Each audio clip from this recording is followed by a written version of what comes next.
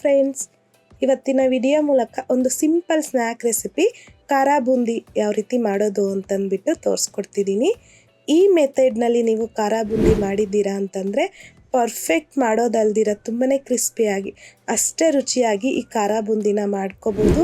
So ಮನೆಯಲ್ಲಿರೋರು ಅಷ್ಟೇ, ದೊಡ್ಡವರಿಂದ ಚಿಕ್ಕ ಮಕ್ಕಳ ತನಕ ತುಂಬಾ ಇಷ್ಟಪಟ್ಟು ತಿಂತಾರೆ. ಈ ರೀತಿ ನೀವು ಖಾರ ಬೂಂದಿ ಮಾಡಿದ್ದೀರಾ ಅಂತಂದರೆ ಇನ್ನೇನು ಸಮ್ಮರ್ ಹಾಲಿಡೇಸೂ ಸಹ ಸ್ಟಾರ್ಟ್ ಆಯ್ತಲ್ವ, ಮನೆಯಲ್ಲೂ ಸಹ ಮಕ್ಕಳಿರ್ತಾರೆ, ತುಂಬಾ ಹಠ ಮಾಡ್ತಾ ಇರ್ತಾರೆ, ಪದೇ ಪದೇ ತಿಂಡಿ ಬೇಕು ಅಂತ ಕೇಳ್ತಾ ಇರ್ತಾರೆ.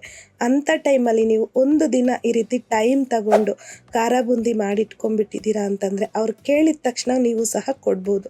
ಸೊ ಬನ್ನಿ ಇವಾಗ ಲೇಟ್ ಮಾಡ್ತೀರಾ ಈ ಖಾರ ಬೂಂದಿ ಯಾವ ರೀತಿ ಪರ್ಫೆಕ್ಟ್ ಆದಂತಹ ವಿಧಾನದಲ್ಲಿ ಮಾಡೋದು ಅಂತಂದ್ಬಿಟ್ಟು ನೋಡೋಣ. ಮೊದಲು ನಾನಿಲ್ಲಿ ಬೌಲಲ್ಲಿಗೆ ಕಡಲೆ ಹಿಟ್ಟು ಹಾಕ್ಕೊತಾ ಇದ್ದೀನಿ. 3 ಕಪ್ ಆಗುವಷ್ಟು ಕಡಲೆ ಹಿಟ್ಟು ತಗೊಂಡಿದ್ದೀನಿ. ಫ್ರೆಶ್ ಆಗಿರುವಂತಹ ಕಡಲೆ ಹಿಟ್ಟನ್ನೇ ತಗೋಬೇಕು, ಆವಾಗಲೇ ನಮಗೆ ಖಾರ ಬೂಂದಿ ರುಚಿ ಆಗಿರ್ಬೋದು, ಹಾಗೆಯೇ ಸ್ಟೋರ್ ಮಾಡ್ಕೊಳ್ಳೋದಾಗಿರ್ಬೋದು, ತುಂಬ ದಿನ ಇರುತ್ತೆ. ಹಾಗೆಯೇ 1 ಟೇಬಲ್ ಸ್ಪೂನ್ ಆಗುವಷ್ಟು ಅಕ್ಕಿ ಹಿಟ್ಟು ಹಾಕ್ಕೊತಾ ಇದ್ದೀನಿ, ಕ್ರಿಸ್ಪಿಯಾಗಿ ಬರುತ್ತೆ ಖಾರ ಬೂಂದಿ.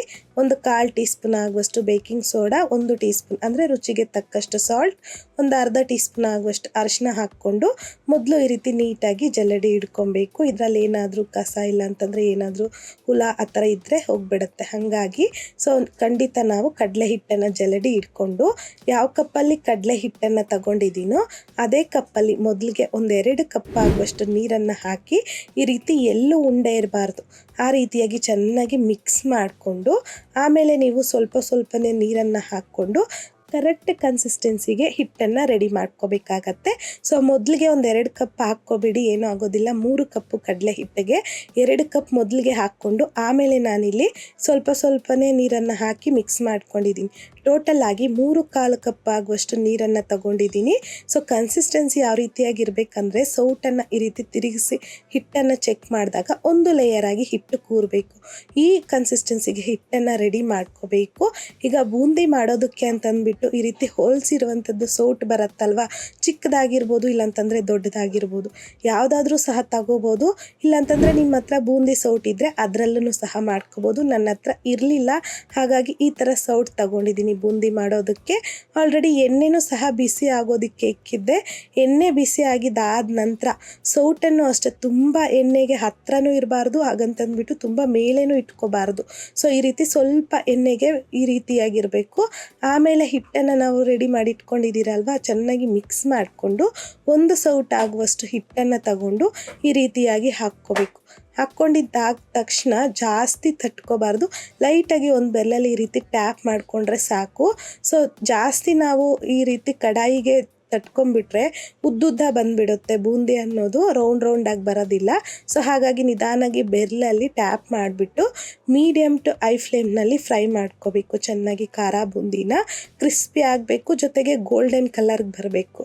ಆ ರೀತಿಯಾಗಿದ್ದರೆ ನಮಗೆ ಖಾರ ಬೂಂದಿ ಕ್ರಿಸ್ಪಿಯಾಗಿ ಚೆನ್ನಾಗಿರುತ್ತೆ. ಅದೇ ನೀವು ನಾರ್ಮಲಾಗಿ ಸ್ವೀಟ್ ಬೂಂದಿ ಮಾಡ್ಕೊಳ್ಳೋದಾದರೆ ಜಸ್ಟ್ ಒಂದು 10 to 15 ಸೆಕೆಂಡ್ಸ್ ಫ್ರೈ ಮಾಡಿಕೊಂಡ್ರೆ ಸರಿ ಹೋಗುತ್ತೆ.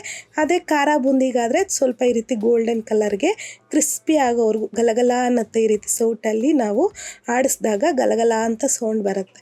ಆ ರೀತಿಯಾಗಿ ನಾವು ಖಾರ ಬೂಂದಿನ ಫ್ರೈ ಮಾಡ್ಕೋಬೇಕಾಗತ್ತೆ. ಈಗ ನೋಡ್ತಿರ್ಬೋದು ಗೋಲ್ಡನ್ ಕಲರ್ಗೆ ಬಂದು ಕ್ರಿಸ್ಪಿ ಆಗಿದೆ ಖಾರ ಬೂಂದಿ. ತೆಗೆದು ಒಂದು ಬೌಲಲ್ಲಿಗೆ ಹಾಕ್ಕೋಬೇಕಾಗತ್ತೆ. ಸೊ ಟಿಶ್ಯೂ ಪೇಪರ್ ಇದ್ದರೆ ಟಿಶ್ಯೂ ಪೇಪರ್ ಮೇಲೆ ಹಾಕ್ಕೊಳ್ಳಿ. ಎಕ್ಸ್ಟ್ರಾ ಏನಾದರೂ ಎಣ್ಣೆ ಇದ್ದರೆ ಇದರಲ್ಲಿ ಆ ಟಿಶ್ಯೂ ಪೇಪರ್ ಅನ್ನೋದು ಹೀರ್ಕೊಂಡ್ಬಿಡತ್ತೆ. ನೋಡ್ತಿರ್ಬೋದು ಖಾರ ಬೂಂದಿ ಕ್ರಿಸ್ಪಿ ಆಗಿದೆ. ಈಗ ಈ ರೀತಿಯಾಗಿ ಫ್ರೈ ಮಾಡ್ಕೋಬೇಕಾಗತ್ತೆ. ಎಲ್ಲನೂ ಸಹ ಸೇಮ್ ಇದೇ ರೀತಿಯೇ ಮೀಡಿಯಮ್ ಟು ಹೈ ಫ್ಲೇಮ್ನಲ್ಲೇ ನಾವು ಈ ಖಾರ ಬೂಂದಿನ ಫ್ರೈ ಮಾಡ್ಕೋಬೇಕಾಗತ್ತೆ. ಸೊ ಒಂದು ಬ್ಯಾಚ್ ನೀವು ಇಲ್ಲಿ ಹಾಕ್ಕೊಂಡಿದ್ದಾದ ನಂತರ ಎಣ್ಣೆ ಏನಾದರೂ ತಣ್ಣಗಾಯಿತು ಸ್ವಲ್ಪ ಅಂತಂದರೆ ಸ್ವಲ್ಪ ಬಿಸಿ ಮಾಡ್ಕೊಳ್ಳಿ. ಆಮೇಲೆ next second time third time ಹಾಕೋವಾಗೆಲ್ಲನೂ ಸ್ವಲ್ಪ ಎಣ್ಣೆ ಬಿಸಿ ಮಾಡ್ಕೊತ ನಾವು ಖಾರ ಬೂಂದಿನ ರೆಡಿ ಮಾಡ್ಕೋಬೇಕಾಗತ್ತೆ. ಆವಾಗಲೇ ರೌಂಡಾಗಿ ಕ್ರಿಸ್ಪಿಯಾಗಿ ಈ ಖಾರ ಬೂಂದಿ ಅನ್ನೋದು ತುಂಬ ಚೆನ್ನಾಗಿ ಬರುತ್ತೆ. ಈಗ ಎಲ್ಲ ಮಾಡಿದಾದ ನಂತರ ನಾನು ನಿಮಗಿಲ್ಲಿ ಖಾರ ಬೂಂದಿನ ತೋರಿಸ್ತಾ ಇದ್ದೀನಿ ನೋಡಿ. ಈಗ ಖಾರ ಬೂಂದಿ ರೆಡಿ ಮಾಡ್ಕೊಂಡಿದ್ದಾದ ನಂತರ ಅದೇ ಎಣ್ಣೆಯಲ್ಲಿ 1/2 ಕಪ್ ಆಗುವಷ್ಟು ಕಡಲೆ ಬೀಜನ ಹಾಕಿ ಮೀಡಿಯಮ್ ಫ್ಲೇಮ್ನಲ್ಲಿ ಮಿಕ್ಸ್ ಮಾಡ್ಕೊತ ಈ ಕಡಲೆ ಬೀಜನೂ ಅಷ್ಟೇ ಕ್ರಿಸ್ಪಿ ಆಗೋವರೆಗೂ ಚೆನ್ನಾಗಿ ಫ್ರೈ ಮಾಡ್ಕೋಬೇಕಾಗತ್ತೆ. ಈ ರೀತಿ ಚೆನ್ನಾಗಿ ಕಡಲೆ ಬೀಜನೂ ಕ್ರಿಸ್ಪಿ ಆಗಿದ್ದಾದ ನಂತರ ಒಂದು ಪ್ಲೇಟಲ್ಲಿಗೆ ತೆಗೆದು ಪಕ್ಕಕ್ಕೆ ಇಟ್ಕೊಳ್ಳಿ. ಸೊ ಡೈರೆಕ್ಟಾಗಿ ಎಣ್ಣೆಲಿ ಹಾಕಿ ಫ್ರೈ ಮಾಡಿಕೊಂಡ್ರೆ ತೆಗೆದುಕೊಳ್ಳೋದಕ್ಕೆ ಸ್ವಲ್ಪ ಕಷ್ಟ ಆಗುತ್ತೆ. ಸೊ ಹಾಗಾಗಿ ಈ ರೀತಿಯಾಗಿ ನಾನು ಮಾಡೋದ್ರಿಂದ ತೆಗೆಯೋವಾಗ ನೋಡ್ತಿರ್ಬೋದು ಎಷ್ಟು ಈಸಿ ಆಗುತ್ತೆ ಅಂತಂದ್ಬಿಟ್ಟು. ಅದೇ ರೀತಿಯೇ ಒಂದು 1/4 ಕಪ್ ಆಗುವಷ್ಟು ಗೋಡಂಬಿನ ಸಹ ಹಾಕಿ ಗೋಡಂಬಿನೂ ಅಷ್ಟೇ ಈ ರೀತಿ ಗೋಲ್ಡನ್ ಕಲರ್ ಬಂದಮೇಲೆ ತೆಗೆದು ಪ್ಲೇಟಲ್ಲಿಗೆ ಇಟ್ಕೊತಾ ಇದ್ದೀನಿ. ಒಂದು 10 ಎಸ್ಲಾಗುವಷ್ಟು ಬೆಳ್ಳುಳ್ಳಿನ ಸಹ ಸಿಪ್ಪೆ ಸಮೇತ ಸ್ವಲ್ಪ ಕುಟ್ಟಿ ಅದನ್ನು ಫ್ರೈ ಮಾಡ್ಕೊತಾ ಇದ್ದೀನಿ. ಈ ರೀತಿ ಗೋಲ್ಡನ್ ಕಲರ್ ಬರಬೇಕು ಬೆಳ್ಳುಳ್ಳಿನೂ ಅಷ್ಟೇ. ಇದನ್ನು ಒಂದು ಪ್ಲೇಟಲ್ಲಿಗೆ ತೆಗೆದು ಇಟ್ಕೊಳ್ಳಿ. ಈಗ ಕರಿಬೇವನ್ನು ಸಹ ಹಾಕ್ಕೊತಾ ಇದ್ದೀನಿ. ನಾನು ಇಲ್ಲಿ ಹತ್ರ ಒಂದು 1/2 ಕಪ್ ಆಗುವಷ್ಟು ಮಾತ್ರ ತೊಗೊಂಡಿದ್ದೀನಿ. ಇದನ್ನು ಈ ರೀತಿ ಕ್ರಿಸ್ಪಿ ಆಗೋವರೆಗೂ ಫ್ರೈ ಮಾಡಿಕೊಂಡು ಒಂದು ಪ್ಲೇಟಲ್ಲಿಗೆ ತೆಗೆದಿಟ್ಕೊಳ್ಳಿ. ಈಗ ಕಡಲೆ ಬೀಜ, ಗೋಡಂಬಿ ಹಾಗೆಯೇ ಬೆಳ್ಳುಳ್ಳಿನ ಫ್ರೈ ಮಾಡಿ ಇಟ್ಕೊಂಡಿದ್ದೀರಲ್ವ, ಅದನ್ನು ಖಾರ ಬೂಂದಿ ಜೊತೆಯಲ್ಲೇ ಹಾಕ್ಕೊತಾ ಇದ್ದೀನಿ. ಹಾಗೆಯೇ ಖಾರಕ್ಕೆ ತಕ್ಕಷ್ಟು 1 ಟೀ ಸ್ಪೂನ್ ಚಿಲ್ಲಿ ಪೌಡರ್, ಒಂದು ಅರ್ಧ ಟೀ ಸ್ಪೂನ್ ಧನಿಯಾ ಪೌಡರ್, ಒಂದು 1/4 ಟೀ ಸ್ಪೂನ್ ಆಗುವಷ್ಟು ಜೀರಿಗೆ ಪುಡಿ, ಹಾಗೆಯೇ ಸ್ವಲ್ಪ ಆಗುವಷ್ಟು ಸಾಲ್ಟ್ ಹಾಕ್ಕೊತಾ ಇದ್ದೀನಿ. ಆಲ್ರೆಡಿ ನಾವಿಲ್ಲಿ ಖಾರ ಬೂಂದಿಗೆ ಸಾಲ್ಟ್ ಹಾಕಿರ್ತೀರಿ. ಸೊ ಸ್ವಲ್ಪ ಹಾಕ್ಕೊಂಡು ಆಮೇಲೆ ಬೇಕಿದ್ದರೆ ನೀವು ಟೇಸ್ಟ್ ಮಾಡಿ ಚೆಕ್ ಮಾಡಿಕೊಂಡು ಹಾಕ್ಕೋಬೋದು. ಒಂದು 1/4 ಟೀ ಸ್ಪೂನ್ ಆಗುವಷ್ಟು ಚಾಟ್ ಮಸಾಲಾನ ಸಹ ಹಾಕ್ಕೊಂಡು ಮೊದಲಿಗೆ ಎಲ್ಲ ಮಿಕ್ಸ್ ಮಾಡ್ಕೊಳ್ಳಿ. ನೀವು ಇದ್ರ ಜೊತೆಲಿ ಇನ್ನು ಕಡಲೆ ಪಪ್ಪು, ಒಣ ಕೊಬ್ಬರಿ ಎಲ್ಲನೂ ಸಹ ಹಾಕ್ಕೋಬೋದು. ಬಟ್ ಅದು ಹಾಕ್ಕೊಂಡ್ರೆ ಜಾಸ್ತಿ ಓವರ್ ಅನಿಸ್ಬಿಡುತ್ತೆ, ತಿನ್ನೋವಾಗ ಅಷ್ಟು ಇಷ್ಟ ಆಗೋದಿಲ್ಲ ಕೆಲವರಿಗೆ. ನಿಮ್ಗೇನಾದರೂ ಇಷ್ಟ ಆಯಿತು ಅಂತಂದರೆ ಒಣ ಕೊಬ್ಬರಿ ಹಾಗೆಯೇ ಕಡಲೆ ಪಪ್ಪು ಬರುತ್ತಲ್ವ, ಅದನ್ನು ಸಹ ಹಾಕ್ಕೋಬೋದು. ಈಗ ಒಂದ್ಸಲ ಎಲ್ಲ ಮಿಕ್ಸ್ ಮಾಡ್ಕೊಂಡಿದ್ದಾದ ನಂತರ ಕೊನೆಯದಾಗಿ ಕರಿಬೇವನ್ನು ಫ್ರೈ ಮಾಡಿ ಇಟ್ಕೊಂಡಿದ್ದೀರಲ್ವ, ಸೊ ಅದನ್ನು ಸಹ ಹಾಕ್ಕೊಂಡು ಮತ್ತೆ ಎಲ್ಲ ನೀಟಾಗಿ ಮಿಕ್ಸ್ ಮಾಡ್ಕೊಂಬಿಡಿ. ಈ ಟೈಮಲ್ಲಿ ನೀವು ಬೇಕು ಅಂತಂದರೆ ಸಾಲ್ಟು, ಖಾರ ಕಡಿಮೆ ಆಯಿತು ಅಂದರೆ ನಿಮ್ಮ ಖಾರಕ್ಕೆ ತಕ್ಕಷ್ಟು, ರುಚಿಗೆ ತಕ್ಕಷ್ಟು ಸಾಲ್ಟು ಅಡ್ಜಸ್ಟ್ ಮಾಡ್ಕೋಬೋದು. ನೀವಿಲ್ಲಿ ಖಾರ ಬೂಂದಿ ಹಾಗೆಯೇ ಈ ಕಡಲೆ ಬೀಜ ಎಲ್ಲನೂ ಬಿಸಿ ಇದ್ದಾಗಲೇ ನಾವೆಲ್ಲ ಮಸಾಲೆ ಐಟಮ್ಸ್ನ ಹಾಕಿ ಮಿಕ್ಸ್ ಮಾಡ್ಕೋಬೇಕಾಗತ್ತೆ.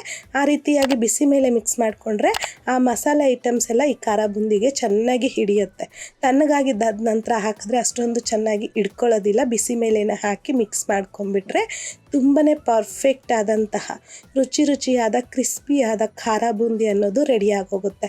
ಒಂದು ಸಲ ಈ ರೀತಿ ನೀವು ಮಾಡಿ ಇಟ್ಕೊಂಡ್ಬಿಟ್ಟಿದ್ದೀರಾ ಅಂತಂದರೆ 20ರಿಂದ 25 ದಿನ ತನಕ ನೀವು ಸ್ಟೋರ್ ಮಾಡಿಕೊಂಡು ಈ ಖಾರ ಬೂಂದಿನ ಆರಾಮಾಗಿ ತಿನ್ಕೋಬೋದು.